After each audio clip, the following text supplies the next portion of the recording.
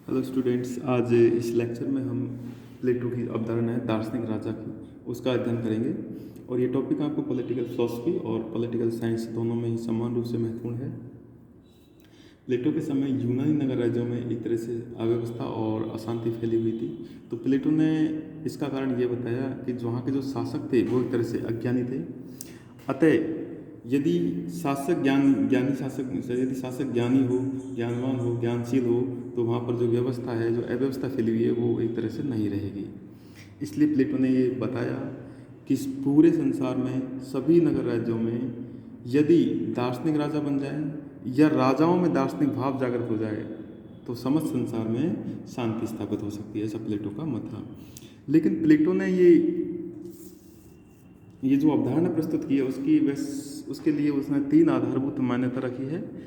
एक तो दो सैद्धांतिक है और एक प्रैक्टिकल है, यानी कि व्यावहारिक है। पहली आधारभूत मान्यता है कि आत्मा की त्रिभाग्य की मान्यता, और दूसरी है सद्गुण ही ज्ञान है इस मान्यता, और तीसरा है एक तरह व्यावहारिक, जो जहाँ तक उसने देखी थी नगर राज्यों में व्यवस्था, तो उसमें एक तरह से उसको व्यावहारिक अनुभव हुआ और उसी का आधार उसने दार्शनिक राजा की अवधारणा प्रस्तुत की।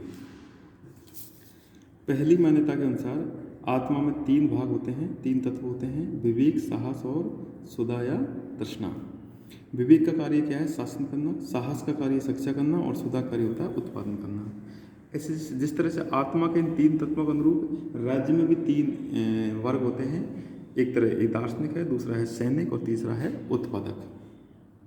दार्शनिक विवेक का, सैनिक साहस का, और उत्पादक तृष्णा का प्रतिनिधित्व करते हैं। जिस प्रकार विवेक या बुद्धि किसी व्यक्ति का स्वामी होती है, उसी प्रकार विवेक के प्रतीक दार्शनिक को भी आदर्श राज्य का शासक होना चाहिए। ये है प्लेटो की पहली मान्यता। प्लेटो यह कहता है कि हमारी आत्मा में 3 तत्व होते हैं: विवेक, साहस और संयम। विवेक का काम क्या होता है? एक तरह से शासन करना। जिस तरह से आत्मा में 3 वर्ग होते हैं, उसी तरह से राज्य में 3 वर्ग होते हैं: दार्शनिक, सैनिक और उत्पादक। और एक तरह से दार्शनिक किसका प्रतिनिधित्व होता है? विवेक का। तो जिस तरह विवेक किसी व्यक्ति का स्वामी होता है, उसी तरह विवेक के प्रतीक दार्शनिक को भी आदर्श राज्य का स्वामी होना चाहिए। उसकी दूसरी मान्यता है कि संसार में जो भी वस्तुनिष्ठ सत्य है, उसका ज्ञान हम बुद्धि द्वारा प्राप्त कर सकते हैं। प्लेटो के अनुसार ये सत्य ही वास्तविकता है। ये सत्य लोगों की इच्छा पर निर्भर नहीं करता है। चूँकि प्लेटो के अनुसार सद्गुण ही ज्ञान है, अतः मनुष्य जिसे सत्य ज्ञान है वही सद्गुणी होता है, और इसलिए उसे शासन करना चाहिए। उसका ज्ञान ही उसे क्या है? शक्ति का अधिकारी बनाता है।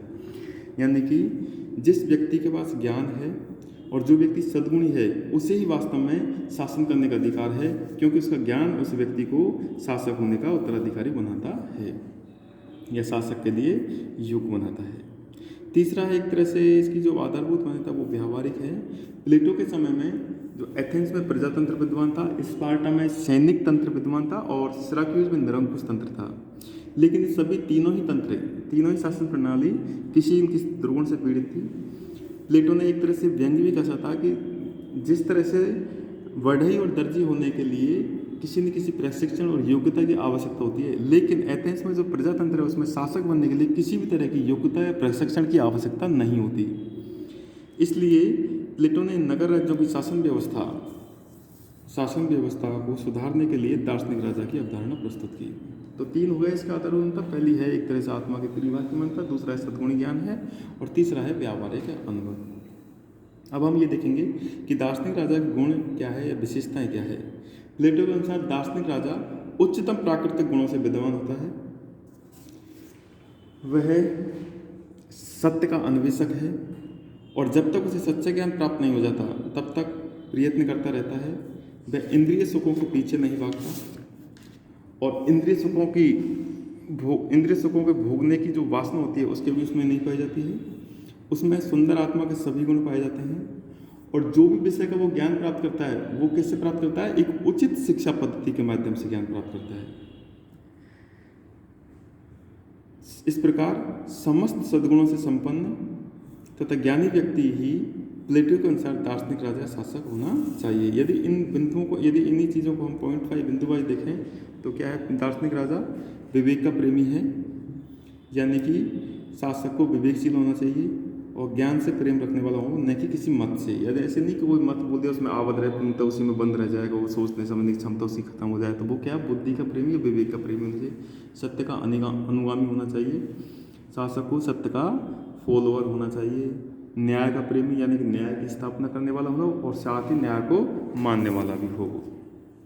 निस्वार्थी भी होता है, वो पूरी तरह स्वार्थ रहित होता है, और संपत्ति और परिवार भी उसके नहीं होते, इसलिए उसमें कोई स्वार्थ भी नहीं पाया जाता। उसमें आत्मनियंत्रण होता है, वह पूरी तरह आत्मनियंत्रण होना चाहिए। उसे कोई भी आदेश नहीं देता, बल्कि वह स्वयं जीवन और शासन का संचालन करने की क्षमता रखता है।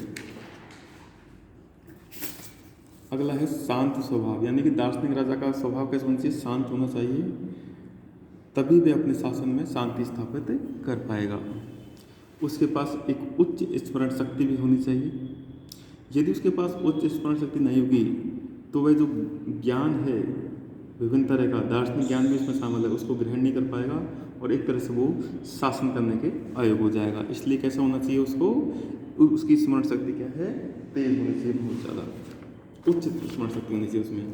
तो कौन कौन से गुण हो गए, एक तो विवेक का प्रेमी, एक सत्य का अनुगामी, न्याय का प्रेमी से होना चाहिए, निस्वार्थ होना चाहिए, आत्मनियंत्रण उसमें होना चाहिए, शांत स्वभाव को होना चाहिए, और उच्च स्मरण शक्ति उसके होनी चाहिए। इसके अलावा इंद्रिय सुखों से दूर रहना चाहिए, उसमें इंद्रिय सुखों को भोगने की वासना भी नहीं होनी चाहिए, और विभिन्न तरह का ज्ञान उसके पास होना चाहिए, जैसे न्याय, सौंदर्य, संयम, परम सत्य, मनुष्य का अंतिम प्रिय क्या है, सबके बारे में उसे नॉलेज होनी चाहिए। और जो ज्ञान वो प्राप्त करता है वो एक उचित शिक्षा पद्धति के द्वारा उसे प्राप्त होना चाहिए। ऐसे नहीं कि किसी ने बोल दिया, उसने एक प्रॉपर एक एजुकेशन मेथड होगी, और उस मेथड के सहारे, एजुकेशन मेथड के सहारे वो ज्ञान प्राप्त करेगा, और वो सत्य का अंग सकती है। तो इस तरह से इस लेक्चर में हमने 2-3 टॉपिक पढ़े हैं। एक तो कि प्लेटो की जो दार्शनिक राजा की अवधारणा वो कहाँ से है, उसके आधार क्या है, और दार्शनिक राजा के गुण क्या है।